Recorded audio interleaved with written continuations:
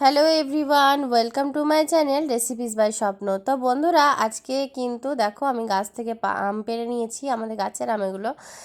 তা আজকে তোমাদের কিন্তু খুব টেস্টি একটা কাঁচা আম মাখা দেখাবো। তা অনেকেরই আছে যে গোটা গোটা করে মাখা চিবিয়ে খেলে দাঁত টকে যায়, কিন্তু তোমরা একবার এই যেভাবে আমি মাখবো এইভাবে মাখাটা খেয়ে দেখবে, কারোর কিন্তু দাঁত টকারও ভয় থাকবে না আর অতিরিক্ত টকও লাগবে না। তো চলো বন্ধুরা, আম মাখাটা বানাই। তা দেখো আমি কিন্তু এখানে একটা বটি নিয়ে বসে গেছি, তোমরা চাইলে কিন্তু ছুরির সাহায্যেও কেটে নিতে পারো। তা আমার ছুরির থেকে বটিটা একটু বেশি সহজ হয় সব কিছু কাটাকাটির জন্য, যার জন্য কিন্তু আমি একটা বটি নিয়ে বসে গেছি। আর এদিকে দেখো বাটিতে জল নিয়ে নিয়েছি, আর আমি কিন্তু আমগুলো চোকলাগুলো সব ছাড়িয়ে নিচ্ছি। তা আমি ভালো করে আমগুলো চোকলা ছাড়িয়ে নিয়ে কিন্তু আমি জল দিয়ে ভালো করে ধুয়ে নেব। তা বন্ধুরা, এখন অবধি যারা আমার ভিডিওটা দেখা শুরু করেছো, তারা যারা লাইক করনি তারা প্লিজ আমার চ্যানেলটাতে লাইক করে দাও যদি ভিডিওটা ভালো লাগে। আর যদি আমার চ্যানেলের ভিডিওগুলোও ভালো লাগে তাহলে কিন্তু একটা সাবস্ক্রাইব কিন্তু অবশ্যই করে যেও, তোমাদের কাছে অনুরোধ রইল। তো বন্ধুরা দেখো, কিছু কিছু আম কিন্তু ফেটেও গেছে। আর এই আম মাখাটা করতে কিন্তু বেশ অনেকটাই আম লাগবে, কেননা এতটাই টেস্টি হয় খেতে যে একটুখানি খেলে কিন্তু আর পোষাই না। যার জন্য কিন্তু আর একবার খেলে কিন্তু একদম মুখে লেগে থাকবে, তখন বারবারই মনে হবে যে এরকম করে আম মাখাটা খেয়ে দেখি।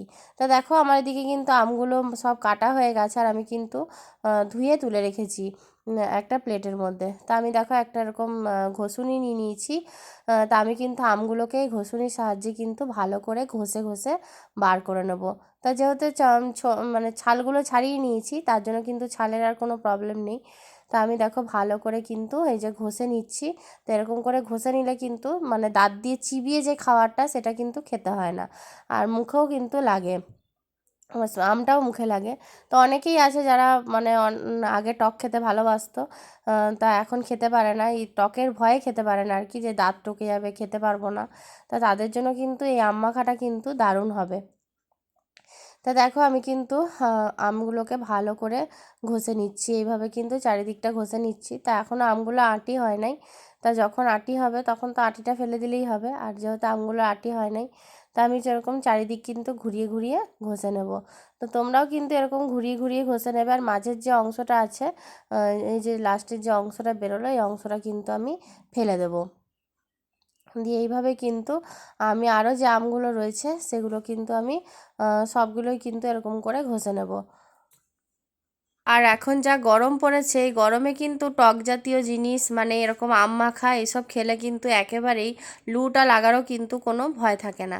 তা দেখো আমার আমগুলো কিন্তু সব কিছুই ঘষা ঘষা হয়ে গেছে, কিছুটা ঘষা হয়ে গেছে, যেটুকু ঘষা হয়েছে আমি কিন্তু একটা বাটির মধ্যে পুরোটা তুলে নিচ্ছি। এরপর আরও যা আম আছে, যেহেতু আমি জায়গাটা ছোট নিয়েছি, তোমরা চাইলে জায়গাটা বড় নেবে, তো সেই হিসাবে কিন্তু সব আমগুলোকে আমি ঘষে তো দেখো একটা বাটির মধ্যে নিয়ে নিলাম। আর যে আমের জলটা বেরোবে সেই জলটা কিন্তু অবশ্যই ফেলে দেবে না, এর মধ্যেই রাখবে আর কি জলটা। তা দেখো আমি এর মধ্যে দিয়ে দিলাম কাঁচা লঙ্কা কুচি। তা তোমরা চাইলে কাঁচা লঙ্কা কুচিটা স্কিপ করতে পারো, কাঁচা লঙ্কাটা রোলেও নিতে পারো। তা আর দিয়ে দিলাম দেখো কাঁচা একটু সর্ষের তেল। তা অবশ্যই স্বাদ মতন নেবে, তোমরা যে যেরকম সর্ষের তেলটা খাবে, কেননা অনেকে আছে ঝাঁঝে পছন্দ করে না, সেই জন্য। নিয়ে নিলাম দেখো বিট লবণ। বিট লবণ একটুখানি নিয়ে নিলাম। আর নিয়ে নেবো লঙ্কার গুঁড়ি। তা দেখো লঙ্কার গুঁড়িটা নিচ্ছি যেহেতু ঝালটার জন্য নিচ্ছি। তার আর নিয়ে নেবো অল্প পরিমাণে চিনি।